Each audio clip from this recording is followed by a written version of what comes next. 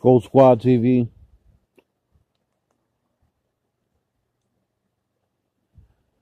All right, man. So I'm gonna give you guys an inside look into why I'm always so hard on Brad Stevens. I'm gonna give you guys a different point of view because normally I come across like I'm bashing him, and I am. But I want you guys to understand there's a logic behind what I'm doing. Part of the problem of why I don't like Brad Stevens, simple. This coach is non-compromising to his system. For instance, we have a lot of young players on our bench, right? Can you explain to me why we never utilize them for their strengths instead of their weaknesses? A great coach and a sign of a great coach in NBA history is being able, like, if, for instance, like a Phil Jackson doesn't get enough credit for this. You had guys like Steve Kerr, Judd Bushler, you know what I mean, Bill Wennington, Dickie Simpkins, for God's sakes. You had guys that were like borderline, not even making the league guys outside of Steve Kerr. Judd Bushler, let's be honest, if he didn't have a 3-point shot, would Judd Bushler be in the league? Probably not. Judd Bushler got in the league because of his hustle. Right now, he's an assistant coach now, but when he played, he wasn't really known for anything other than the 3-point shot and his hustle. You know what the common denominator is about those guys? Phil Jackson knew how to get the best out of those guys based on their strengths, not their weaknesses. Phil would never throw Judd Bushler in there to defend. He would never throw Judd Bushler in there, or he would never throw a Bill Wennington in there, or Will Perdue to be in there to do things outside of their strengths and outside of their zones. He understood in a pecking order, meaning he knew Michael was by far the best player on his team. He knew Scotty was the second best player. He knew Ron Harper at some point was their third best player. He knew Tony Kukoc was the fourth best player. And obviously Rodman for his rebounding purposes and his defense, or Horace Grant, depending on what Bulls team you like from those dynasties. He had Craig Hodges. He had a lot of different guys that fit different roles and different styles of play. Yes, he had a triangle. However, they didn't always play the triangle. They switched it up. They had ball movement. They knew how to get guys in the right spaces in order to make them exceed their talents instead of just trying to exploit their weaknesses. If you put a starting five of Steve Kerr, Judd Bushler, Bill Wennington out there, Will Perdue, and Tony Kukoc, that team doesn't win 9 games. However, when you have the act coming off as an effective bench, they help that first unit based on how great that first unit is.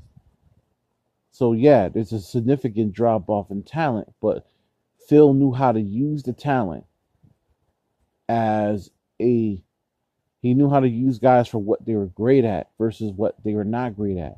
Another guy that comes to the mind is Greg Popovich, probably the greatest NBA coach of all time. He knew Patty Mills wasn't a starting point guard in his league. He knew that he had a lot of guys that were role players that probably wouldn't have made the league in other systems. But in his system, he knew how to get the best out of them. A guy like Patty Mills got to play 11, 12 seasons just because of his 3-point shot, because he knew how to use him off of down screens. He also knew how to use them when they would push the ball and pass the ball.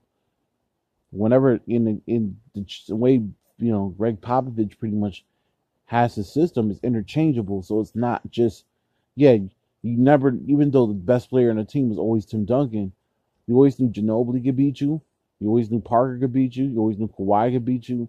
You always knew that even guys like Steven Jackson, Robert Horry, you never felt safe in that system because you already knew there was always going to be a spot to where it was always going to be different styles of basketball that Greg would preach in order within his systems in order to be multifaceted. He knew he couldn't make Robert Horry. He wasn't going to have Robert Horry out there guarding Kobe Bryant. He knew Robert Horry couldn't guard Kobe. He knew that he wasn't going to have Ginobili out there guarding Shaq. That made no sense. But he knew how to get the very best out of those guys and got the very best out of the system. You know, you got guys like Naismith on our bench, who's a shooter. Carson Edwards, shooter. Both those guys need down screens and pin downs in order to get open. Brad doesn't do that. All right. You got a guy like Grant Williams, who is a mid-range jumper and post-up guy. But in Brad's system, he sits on the wings and shoots threes. And that's it. Doesn't do anything else. And I actually think that Brad makes Grant Williams look worse than what he actually is. Yes, I get on Grant Williams a lot. But I don't think Grant Williams is as bad as Brad makes him look in the system. I think Brad makes him look like a borderline G leaguer. Because he puts him in positions to where he has him shooting that three-point shot. And he makes him learn how to shoot the three. Versus actually using him for his strength. His strength's a 15-foot jumper and post-up game. Those are his strengths. All right? That's not... He may be a dinosaur in today's game, but those are his strengths. Right? You don't run pin downs for Edwards. You don't run pin downs or screens for Edwards or Naismith. All right. You constantly have Daniel Tice shooting threes. He's okay this year, but you constantly have the team's either 3-point shot or layups. And I get this whole analytical shit. I don't agree with it. I guess the bigger point I'm getting at is that no matter what team we've ever had, Brad, for the exception of those old IT teams, Brad Stevens is not a guy that coaches talent very well. I think this is pretty damn evident. I made this known in a video last night, but he has Jaylen Brown and Jason Tatum passing the ball like they're LeBron James, trying to become point forwards or point guards or point forwards. That's not their style game. They have to beat. We would have won yesterday if Jason Tatum put up 40 and Brown put up like 35. We would have won that game. The fact that the excuse was we didn't play tough enough when you had a guy like Tristan Thompson on the bench in the fourth quarter again, but you played Grant Williams in the fourth, who legitimately couldn't give you anything because he was getting raped off of screens and down screens or in any type of defensive position he was getting raped in, because those are not really, a guy like him, he's not really built for those type of situations. You know, you have a top-heavy offense. You know, I don't understand why you can't get those bench players. They're not bad players.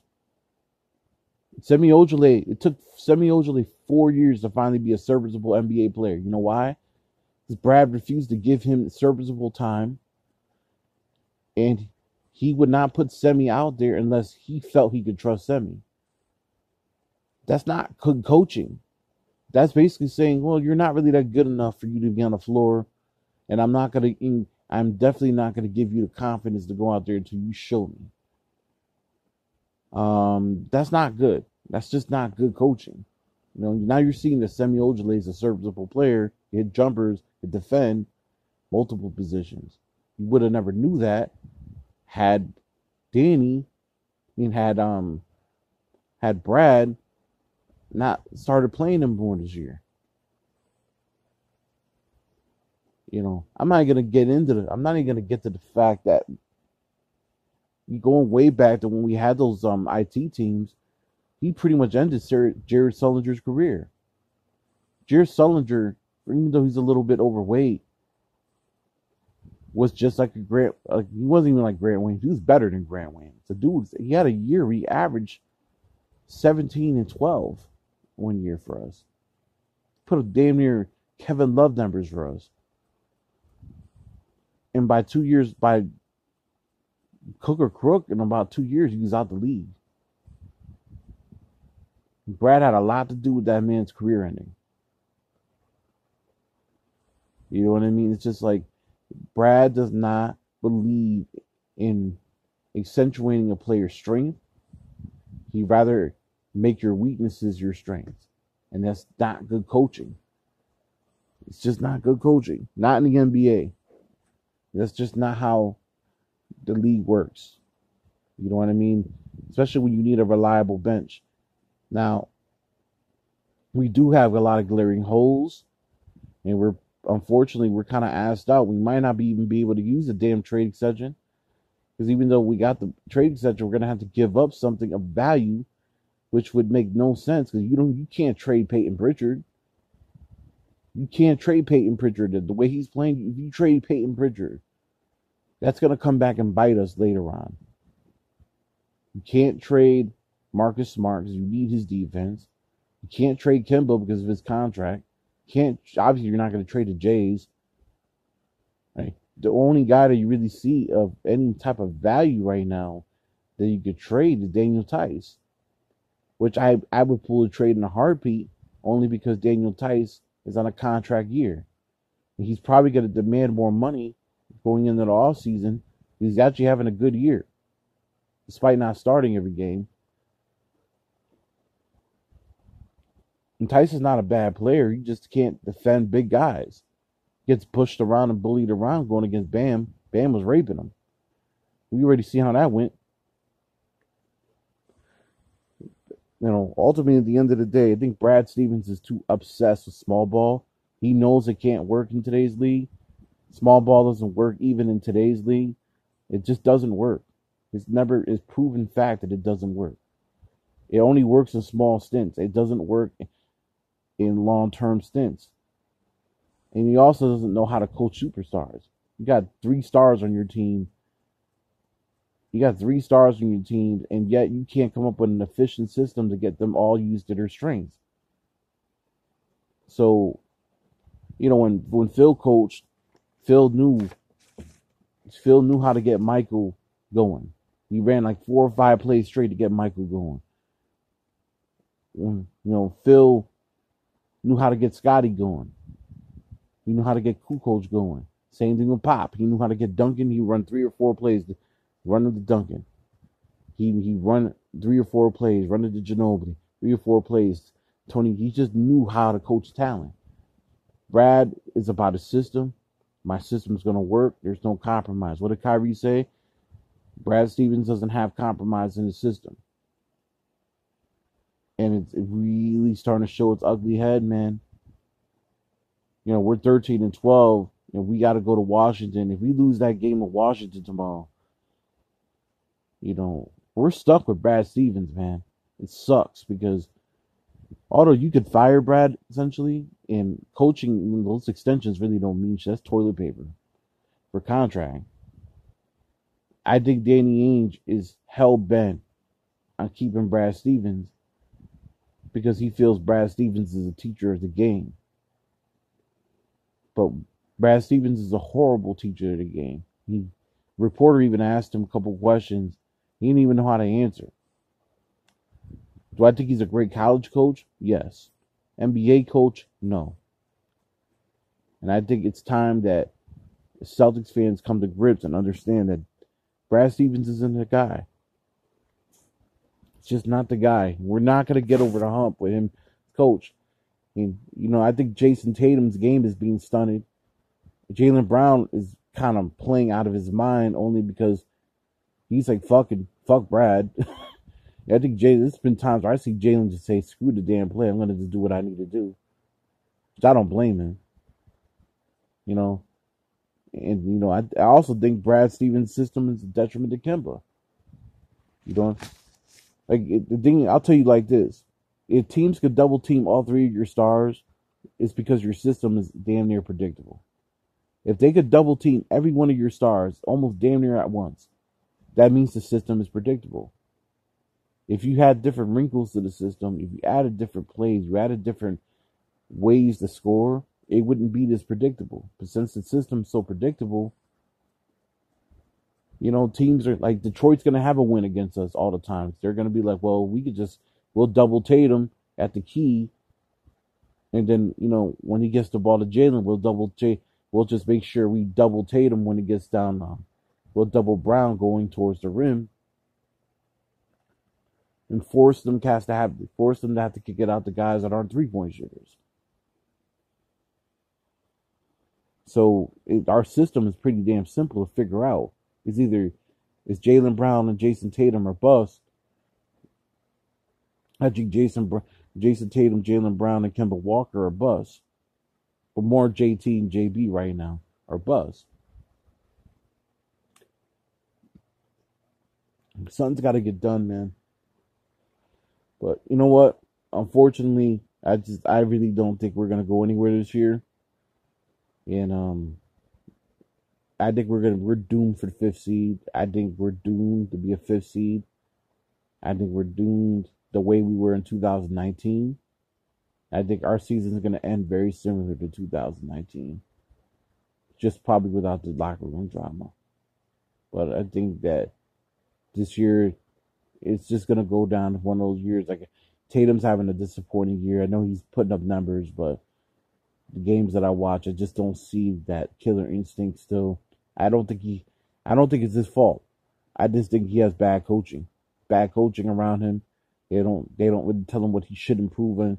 I think if we had a guy like Mark Jackson, or if we had a coach that really knew how to get into his players and knew how to make those guys better, I think it would be a different story. But we just don't have that guy right now. We got a guy that's more of a yes man who's not compromising to his system. And it's just kind of how it is right now. Gold Squad TV, subscribe. Let me know what you guys think in the comment section down below. Are you tired of Brad Stevens in the system? And do you really agree with me when it comes down to what makes a great coach in the NBA versus what doesn't make a great coach in the NBA? Gold Squad TV, salute.